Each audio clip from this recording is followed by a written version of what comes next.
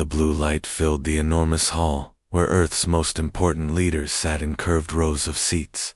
Admiral Kim Tae-ho stood perfectly still, his military uniform crisp and his face serious. The light grew brighter and brighter until something appeared in the center of the room that made everyone hold their breath. The creature was taller than any human, with a body that looked like a giant insect walking on two legs. Its skin was dark green and shiny, like wet metal.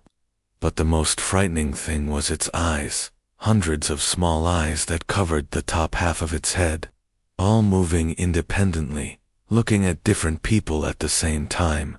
When it spoke, the words didn't come through the air like normal speech. Instead, they appeared directly inside everyone's minds, making their heads buzz with the strange sensation. "Humans of the third spiral," the creature said, and its voice sounded like many voices singing together in perfect harmony. "I am First Speaker Veltek, of the Galactic Hegemony. Your species has been watched. Your way of growing and spreading across space is causing problems." President Linara felt her heart beating faster.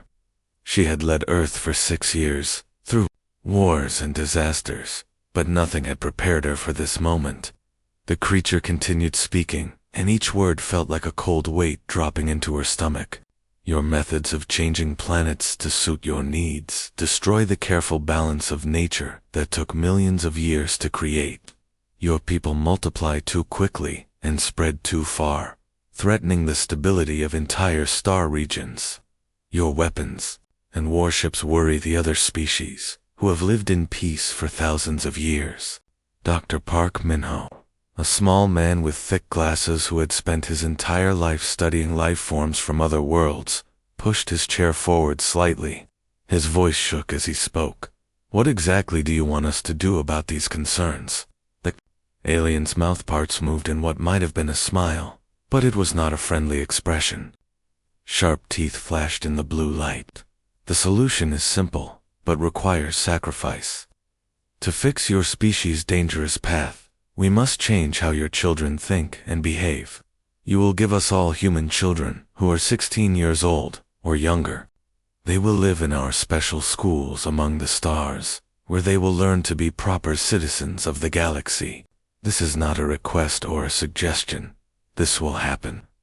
The hall exploded with noise. Representatives jumped to their feet, shouting in dozens of different languages. Some screamed, "Never," while others demanded to know by what right these aliens made such demands. Admiral Kim's right hand moved automatically toward the pistol on his belt, even though he knew perfectly well that any weapon humans had created would be useless against beings who could appear in their most secure building. Without setting off a single alarm, President Lee stood up slowly, her legs feeling weak. "You're asking us to give you our children.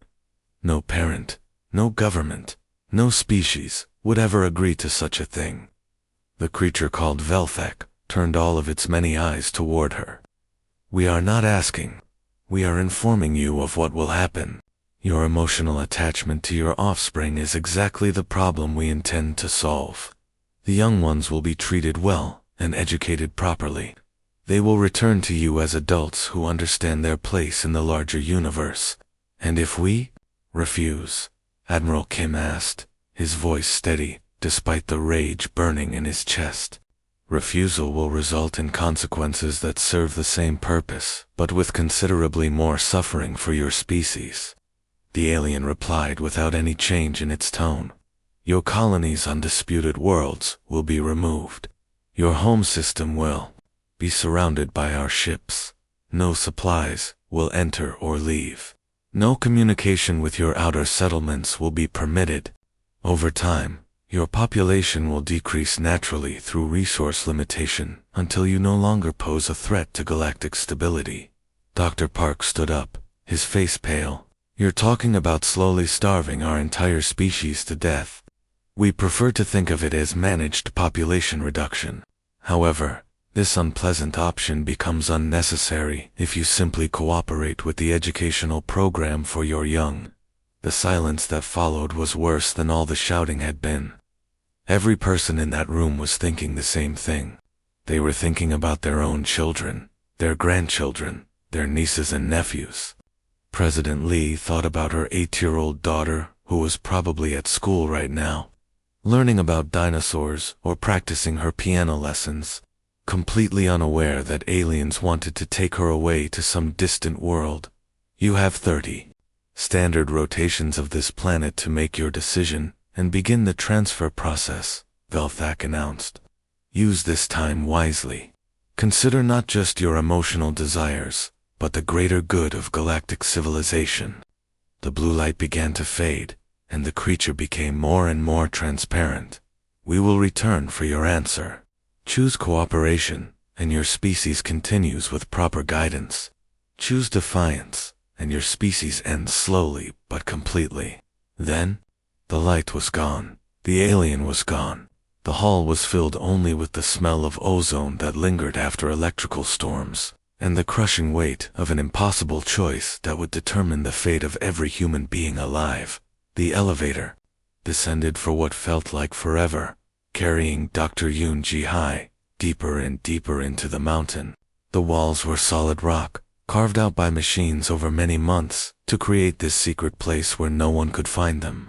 When the doors finally opened, she stepped into a room that hummed with computer screens and scientific equipment, all hidden far below the peaceful Swiss countryside. Dr. Yoon walked slowly toward the center table, where the object sat under bright white lights. It was about the size of a football, made of some kind of metal that seemed to change color when she moved her head. The surface was covered with strange markings that made her eyes water and her head hurt whenever she tried to look at them directly. It was as if the symbols were trying to exist in more places than her human brain could understand. This artifact had been found on a dead planet, circling a distant star, called Kepler 442. The archaeological team had discovered it in the ruins of a city that had been destroyed so long ago that even the rocks around it had turned to dust. But somehow, this metal object had survived perfectly, waiting millions of years for someone to find it and try to understand its terrible messes. AGE. Dr. Cho Woo-jin looked up from his computer, his face thin and tired. He had not slept properly for weeks, working day and night to translate the alien writing. His eyes were red, and his hands shook slightly as he handed her a thick folder full of papers. I finally figured out what it says, he told her, his voice barely above a whisper. It's a warning left by some ancient civilization. They call the things devourers of light, though. That's not exactly right in our language. These creatures don't just eat planets or stars like we might imagine. They eat everything matter, energy, even ideas and thoughts. They exist somewhere between our normal world and other dimensions we can't see. Hanedal Bayasujin stood with his back straight and his arms crossed over his chest, the way military officers do when they're thinking about dangerous things. His uniform was perfectly clean, but his face showed the stress of the past few weeks since the aliens had given their ultimatum. So you think we can control these creatures? He asked. Use them as weapons against the hegemony. Dr. Yoon shook her head quickly. No, not control. That's impossible. But according to these writings, they can be directed, at least for a short time. The ancient civilization discovered that these entities respond to certain kinds of quantum signals, like a beacon that calls to them across space. They follow the signal to find its source, and then they spread out from there, consuming everything they encounter. She pointed to several diagrams in the folder. If we could build the right kind of beacon array and position it correctly, we might be able to draw them to where we want them to go, at least initially. Dr. Han So-young, a woman whose job was to think about whether their scientific work was right or wrong, stood up from her chair and walked to the reinforced window. Outside, they could see a small village nestled in the valley below. Smoke rose from chimneys, and tiny figures moved around in the snow, families living their normal lives. Listen to what you're saying, she said, her voice filled with concern. You want to summon cosmic demons from another dimension to fight our battles for us. These things that eat matter and energy and thoughts. What happens when they're finished destroying the hegemony? Do you think they'll just politely go away? The room became very quiet. The only sounds were the humming of computers and the distant rumble of the ventilation system. Everyone was thinking the same terrible thought, that the cure might be worse than the disease. Through the thick glass windows, they could see children playing in the snow in the village below. A group of kids was building a snowman, laughing and throwing snowballs at each other. Parents watched from nearby, probably thinking about normal things like dinner and homework and bedtime stories. None of them knew that in just 3 weeks, alien ships would come down from the sky to take all the children away to some distant world, where they would be changed into something different. Dr. Yoon looked at the artifact again, and the strange symbols seemed to pulse with their own light. She thought about her own nephew, only 7 years old, who loved dinosaurs and wanted to be a paleontologist when he grew up. She thought about all the children on Earth and in the human colonies, all the bright young minds that the hegemony wanted to steal and reshape. General Bay broke the silence with his firm, military voice. We have 18 days left before the aliens return for our answer. 18 days to find some way to protect our children. If we do nothing, they take our kids anyway. If we surrender, our kids are gone forever. This might be our only chance. He turned to face the team of scientists. I've seen the reports from our military leaders. Our weapons can't even scratch their ships. Our defenses are useless against their technology. But this, he gestured toward the artifact, this might actually work. Dr. Han looked one more time at the playing children in the village below, then back at her colleagues. Then God help us all, she whispered. General Bay nodded grimly. Begin construction of the beacon array. We're going to wake up things that have been sleeping between dimensions for millions of years. The moon looked different now. Where once there had been empty gray dust and ancient craters, tall crystal towers rose like a forest of glass reaching toward the stars.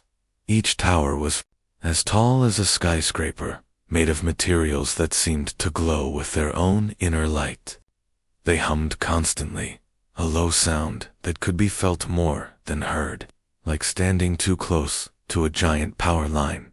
Commander Lim Haijin sat in the underground control room, her eyes moving back and forth between dozens of computer screens.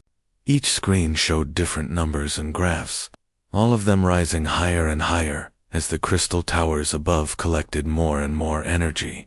Her hands rested on the control panel, and even though she had trained for this moment for months, she could feel them trembling slightly. The control bunker was built deep under the lunar surface, surrounded by thick walls of metal and concrete, to protect the small team inside from the dangerous energies they were about to release. The air recyclers hummed quietly, and the lights were dimmed to help everyone focus on their work. Lieutenant Oh Dong-hyuk looked up from his radar station, his young face serious. Commander, I'm picking up the hegemony ships. 12 big ones, just like intelligence predicted.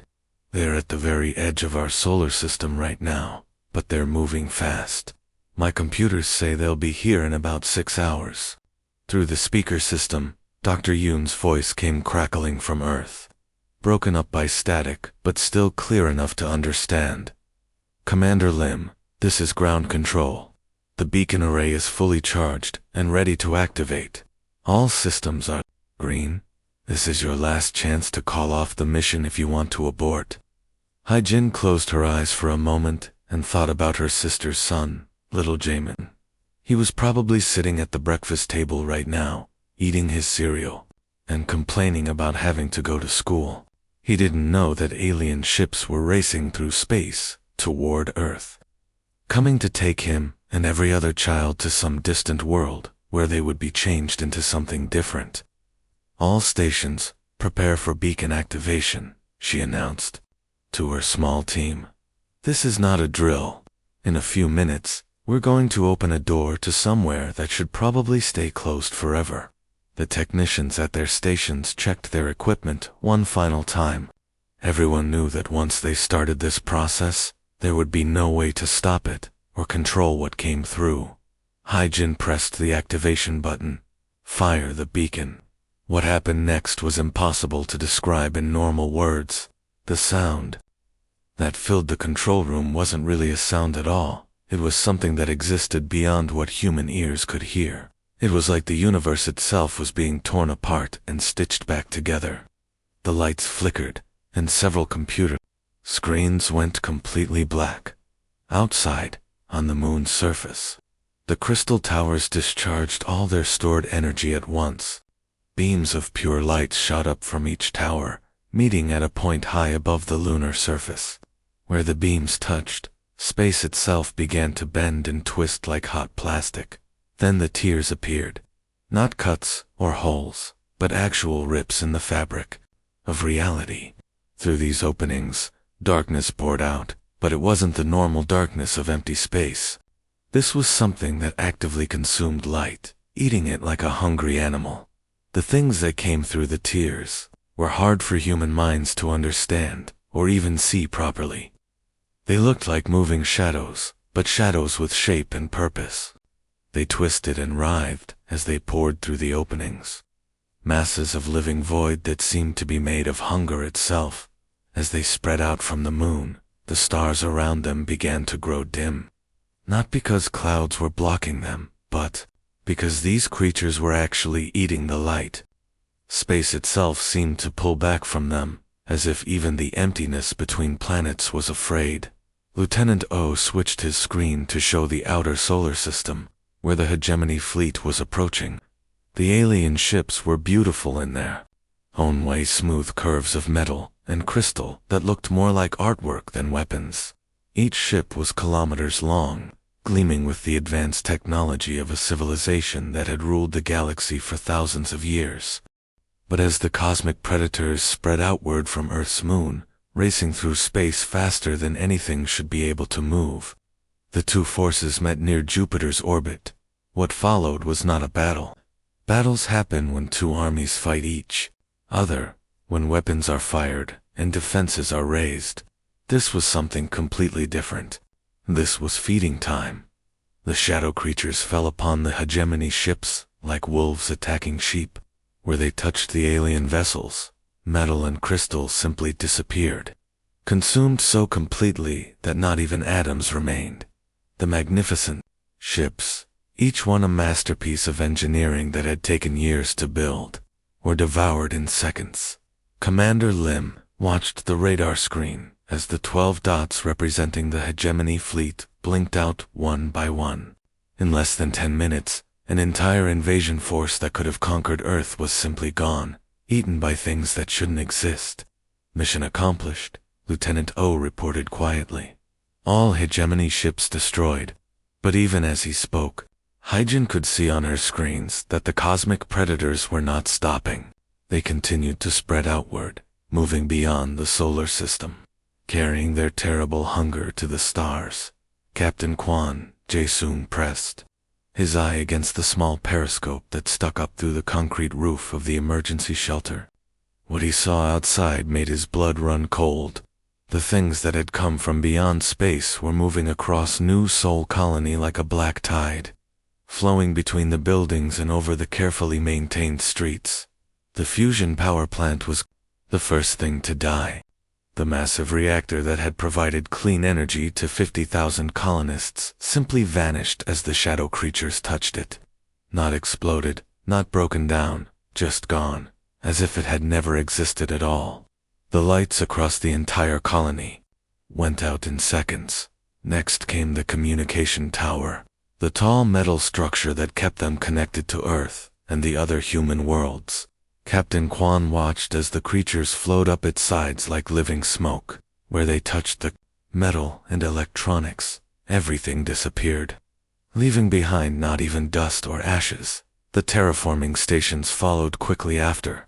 These were the machines that slowly changed the planet's atmosphere to make it breathable for humans, work that had taken decades to accomplish. Now they were being consumed in minutes by things that seemed to be made of pure hunger. Engineer Shinbiora crouched in the corner of the shelter, holding her 6-year-old daughter Myung tightly against her chest. The little girl was trying not to cry, but her whole body was shaking with fear. In a whisper so quiet that Captain Kwan had to strain to hear her, Biora said the words that confirmed their worst fears. They don't care if it's human technology or alien technology. They're eating everything that produces significant amounts of energy. Power plants, computers, vehicles, communication equipment, if it uses electricity or fusion or any kind of advanced power source. These things want to consume it. Through the concrete walls of their shelter, they could hear a low humming sound, like thousands of bees, but much deeper and more frightening. It was the sound of the entities moving through the colony, searching for more technology to devour. Captain Kwan had received the emergency broadcast just in time. The message had come through on all frequencies, telling every human settlement to shut down all non-essential systems immediately. Turn off the lights, power down the computers, stop the machines, hide in the dark, and hope the creatures would pass by without noticing. The settlements that had listened to the warning survived. Small farming communities that used only basic tools and simple machinery were left alone. Research outposts that had quickly switched to minimal power systems managed to avoid detection. Groups of people who had fled to caves and forests, living by candlelight and burning wood for heat, found that the shadow creatures ignored them completely. But the big cities, the industrial centers, the spaceports with their massive ships, these became feeding grounds for the cosmic predators. Across all of human space, the same terrible pattern repeated itself. World after world, colony after colony, the entities spread like a plague of darkness. They moved from star system to star system, following energy signatures the way hunting dogs follow a scent trail. The creatures seemed especially attracted to large sources of power. Starships with their fusion engines were consumed while still in space, their crews disappearing along with their vessels. Space stations that had taken years to build were devoured in hours. Even satellites orbiting planets were eaten if they carried too much electronic equipment. But it wasn't just human civilization that was being destroyed. The hegemony's vast empire, which had stretched across thousands of star systems, became like a giant feast for the cosmic predators. Reports came in through the few remaining communication channels of entire alien worlds going dark, their lights visible from space simply blinking out of existence. Star systems that had supported billions of alien citizens for thousands of years were reduced to empty space in days. The hegemony's magnificent capital world, with its crystal cities and floating palaces, was consumed so completely that not even the planet remained, just empty space. Where a world had once orbited its star, Dr. Yoon sat in a bunker buried deep in a mountain, powered only by the natural heat that rose from the Earth's core. This geothermal energy was apparently too small and natural for the creatures to notice. Around her, primitive radio equipment crackled with reports from the few human settlements that still existed. "Mars colony is gone," came one transmission, through the static. The whole terraforming project, 40 years of work, eaten in one night. "Alpha Centauri station went dark 3 hours ago," reported another voice. "No survivors detected. The alien homeworld in the Vega system has vanished completely. Long-range sensors show nothing there but empty space." Dr. Yoon plotted each report on a paper map, using a pencil because even a simple computer might attract unwanted attention. The pattern was clear and terrifying. Humanity had successfully destroyed the hegemony that threatened their children. The alien empire that had demanded the surrender of human youth was now completely gone. But the price had been everything humans had built among the stars. Their spacefaring civilization was crumbling, their colonies were going dark, and their people were being forced to live like primitive ancestors, hiding in caves and using candles for light. Through her small window, Dr. Yoon could see a family in the valley below, carrying water from a stream in wooden buckets because electric pumps were too dangerous to use. Children who should have been in school were learning to hunt and gather food, skills their great-grandparents would have recognized. The cosmic predators had saved human children from alien re-education camps, but they had also pushed humanity back into the Stone Age. 2 years had passed since the day the shadow creatures came through the tears in space, and the world looked very different now. Yang Mireille knelt in her small garden, pulling weeds from around the tomato plants she had grown from seeds saved from before the great darkness. Her hands were rough and dirty from working in the soil, so different from when she had been a computer engineer in the gleaming cities that no longer existed. The mountain village where she lived with her son was one of hundreds scattered across the earth, small communities where people had learned to live without the technology that had once made life easy. No electric lights brightened the streets at night, only oil lamps and candles flickered in windows. No cars moved along roads. People walked or rode horses or used bicycles that had been carefully modified to remove any electronic parts. Solar panels lay buried in deep caves, too dangerous to use because they might create enough energy signature to attract the attention of the entities that still roamed space. Always hungry, always searching for the next technological civilization to consume, steam engines were allowed, powered by burning wood or coal, and water mills turned slowly in streams to grind grain into flour. But anything that produced significant amounts of electricity remained hidden away, possibly forever. Her 10-year-old son Yang, Geneseo, came running up the dirt path from the village center, his face excited and worried at the same time. His clothes were simple cotton and wool, handmade by the village women who had relearned the old skills their grandmothers once knew. "Mom, Mom," he called out, breathing hard from his run. "Elder Park says there's an important message coming through the radio, something about alien ships." Mireille felt her heart jump with the old fear that never completely went away. For 2 years, every time someone mentioned alien ships, she thought about the hegemony vessels that had once come to steal the children. But these were different aliens, Geneseo explained as they walked quickly toward the communication station. Elder Park sat in front of a radio system that looked like something from many decades ago. Vacuum tubes glowing softly, metal dials and switches, everything carefully shielded to keep the electronic signals from traveling too far through space. He was an old man who had once been a university professor, but now he served as the village's connection to other human settlements scattered across the world. "The message is from the Alpha Centauri colony," Elder Park said, adjusting his thick glasses. "What's left of it, anyway? They say a new group of aliens has arrived. Not the hegemony. Those insects are all dead. These are called the..." Through the crackling static of the primitive radio, Mireille could hear a translator's voice reading the alien message. The creatures speaking were tall and made of something that looked like living crystal, their bodies reflecting light in beautiful patterns. But despite their appearance, their translated words carried a tone of nervousness and fear.